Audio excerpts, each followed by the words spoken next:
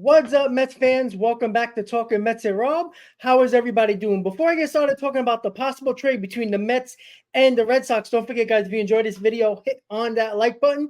If you enjoyed my content, want to see more, want to get notified when I post my videos and when I go live, you guys know what to do. Hit on that subscribe button, everybody. All right, guys. So we know the New York Mets need arms in the bullpen.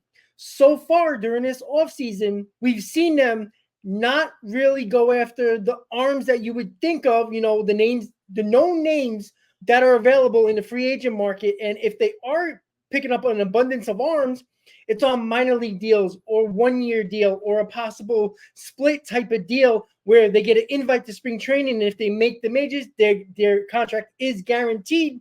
So that's what the Mets are looking like they're going for. The Josh Hader situation or experiment or whatever you want to call it is not happening. Josh Hader is looking for $100 million or more than Edwin Diaz. He wants to be a closer.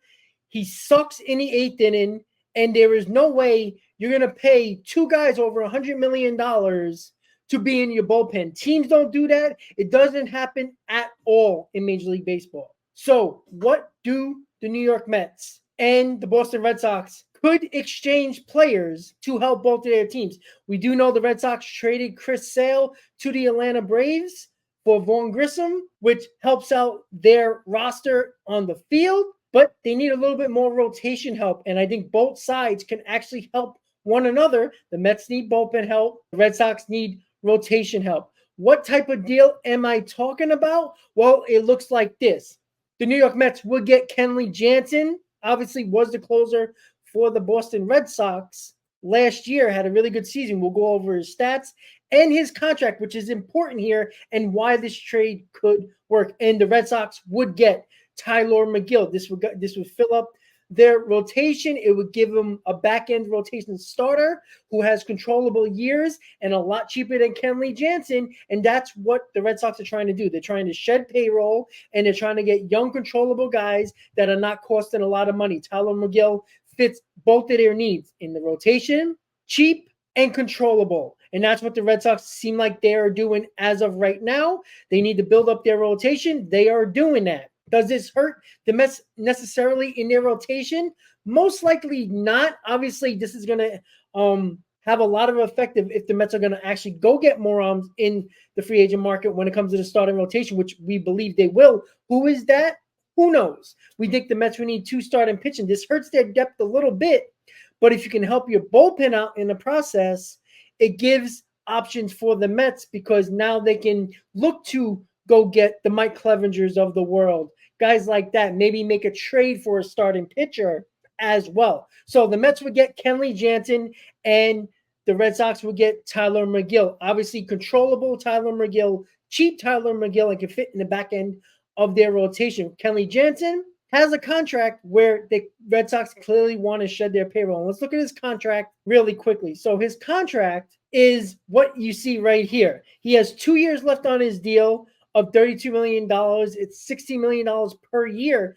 That is what the Red Sox want to shed. So the Mets don't have to give up a lot except a guy that probably is not going to be in their rotation in 2024 in all likelihood. Obviously, despite injuries that could happen, Tyler McGill would most likely be a long man in the bullpen or back in the minor leagues as a depth piece. So you can use this to the Mets' advantage here and trade him to the Red Sox for Kenley Jansen, who has $60 million per year for the next 2 seasons, and he's 35 years old, going to be 36 in his final year of that two-year contract.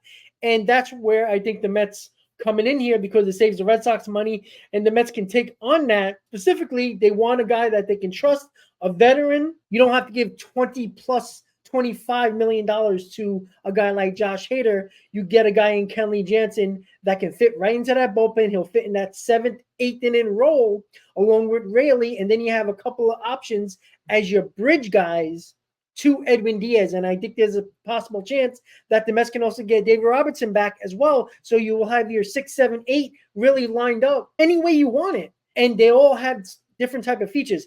Robertson is a strikeout guy still. You still got Raley, who's a quirky left-hander, and you got Kenley Jansen, who doesn't strike out the world, but finds a way to get out of jams very, very often, and he did it last year with the Red Sox. So $16 million left on his deal.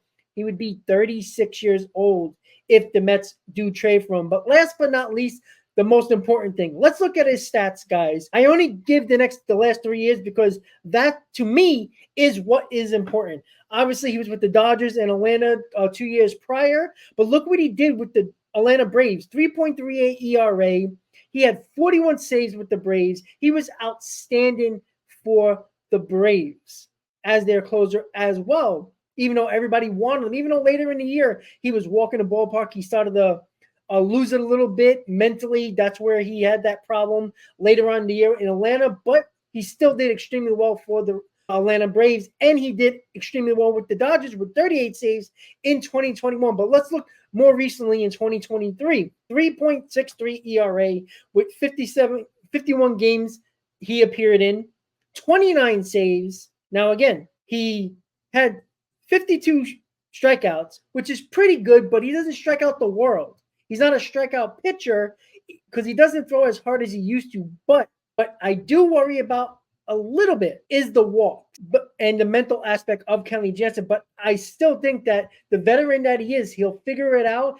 And again, he's not closing games for the Mets. He can every now and then, but he's not. He's going to be a bridge guy. He's going to be a 6th inning guy, 7th inning guy, maybe even 8th inning guy. That's a guy right there that I think the Mets can use in their bullpen. And if you can get David Robertson, you got Jansen, Robinson, Raley, and then you got all those guys that can bridge right to Edwin Diaz. That is a bullpen that I can really trust going into 2023, even if the rotation isn't as exciting or star-studded, to use Cohen's quote, in the rotation in 2024. At least you know you got a bullpen that is competent and that you can trust. And Carlos Mendoza can have a trusted bullpen 6 through 9. And that is something that the Mets didn't really have since 2022, when they trusted almost every one of those guys late in games in 2022 with Buck Showalter trusting those guys. If you have Jansen, Raley, Robinson, and Diaz, you can go into the season saying,